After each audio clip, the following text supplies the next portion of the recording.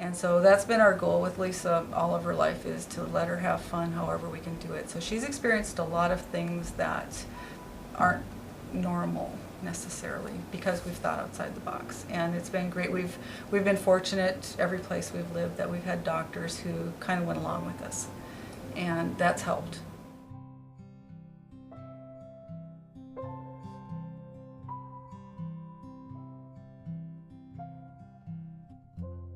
What we have experienced has just been wonderful. The neurology department here has been amazing.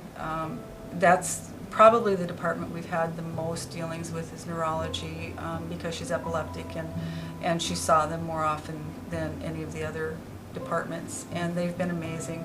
Her primary care doctor is Dr. Nygaard over at Family Medicine, and he too is willing to think outside the box. He will take our suggestions, and if they don't sound unreasonable to him, he'll go with them and kind of help us out with what we're trying to do with her.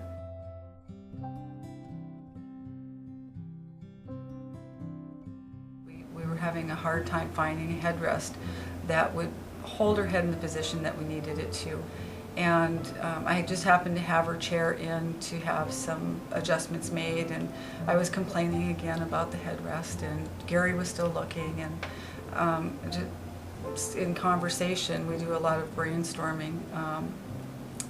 Said, I wish there was something that would just kind of sit on her head like or around her head like a halo. And he went back into his shop and put together something. Is this what you're thinking of? And the first day that I saw her with the headrest in place,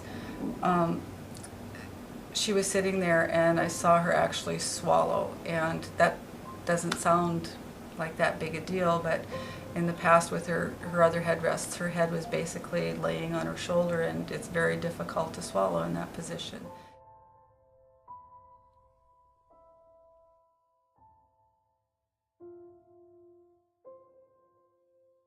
When we first moved here, she was in class with another child, and he was quite a bit younger than her, and he had a tricycle that was adapted. It looked like an adult's tricycle that had been adapted.